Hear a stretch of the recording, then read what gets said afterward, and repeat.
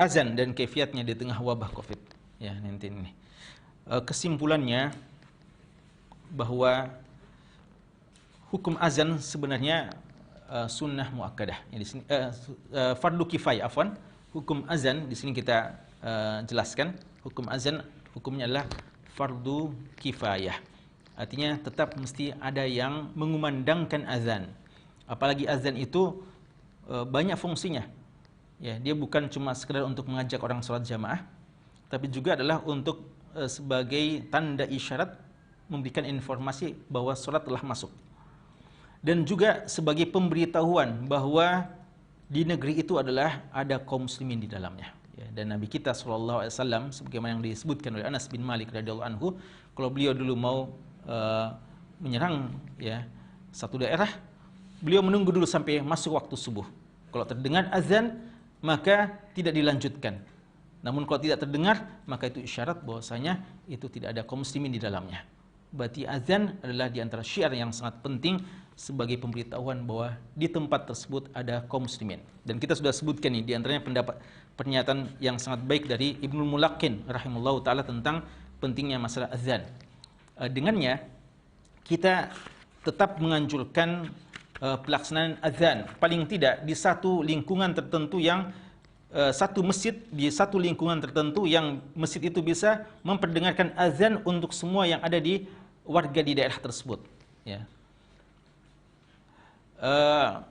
Namun dengan catatan azannya diubah sighahnya ya, azannya ya, karena memang kita azan ini bukan untuk mengajak lagi orang ke masjid ya, atau tidak mewajibkan lagi ke masjid, karena itu diubah sighahnya dengan beberapa bentuk ya. Di sini kita sebutkan ada 4 yang bisa kita katakan, yaitu sallu fi rihalikum, sallu fi buyutikum, atau ala sallu fir rihal, atau as-shalah fir rihal. Ini semua ada dalilnya yang kita sebutkan dalam tulisan kita ini.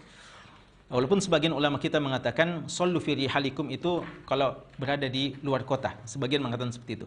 Adapun sallu fi buyutikum kalau kita berada di dalam kota, dan sebagian mengatakan sama saja. Karena rihal bisa berarti rumah, juga bisa berarti tempat persinggahan atau tempat berdomisili atau tempat seorang berdiam di situ. Dan bagaimana pelaksanaannya? Di mana kita letakkan? Ada 3 pendapat ya. Disebutkan di sini ya. Yaitu ada yang pendapat mengatakan bahwasanya sallu fi rihalikum atau fi buyutikum itu nanti setelah kita mengucapkan azan secara sempurna, lalu setelah itu kita mengatakan sallu fi rihalikum berdasarkan hadis Abdullah bin Umar radhiyallahu taala anhu. Beliau sebutkan azan dulu secara lengkap, setelah itu beliau mengatakan ala as-shalah fi rihal atau sallu fi rihalikum. Cara yang kedua yang disebutkan oleh Abdullah bin Abbas radhiyallahu anhuma, panggilan hayya 'alas shalah diganti ya dengan sallu fi buyutikum. Jadi hayya 'alas shalah sudah tidak disebutkan lagi, diganti dengan sallu fi buyutikum. Lalu setelah itu hayya 'alal falah. Dan yang ketiga dari hadis Amr bin Aus ya radhiyallahu anhu rahimahullah, disebutkan dari seorang sahabat yang tidak disebutkan namanya, disebutkan bahwa diucapkan setelah kita mengatakan hayya 'alas shalah, kemudian hayya 'alal falah, lalu sallu fi buyutikum atau sallu fi rihalikum. Jadi Allahu Akbar tetap ada, asyhadu an la ilaha illallah tetap ada, asyhadu anna muhammadar rasulullah, kemudian hayya 'alas shalah tetap, hayya 'alal falah, lalu setelah itu sallu fi buyutikum, lalu setelah itu Allahu Akbar la ilaha illallah. Jadi dia juga di tengah, tapi tetap ada ucapan tetap ada panggilan hayya 'alas shalah.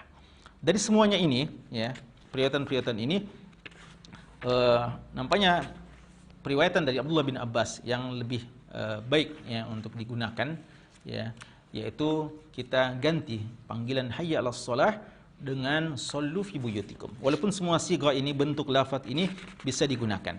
Dan dalam buku ini kita juga sudah menjelaskan berapa kali diucapkan. Ada yang mengatakan tidak ada jumlah tertentu karena tidak disebutkan secara jelas, tapi yang rajih insyaallah tetap 2 kali sebagaimana lafaz azan yang lainnya.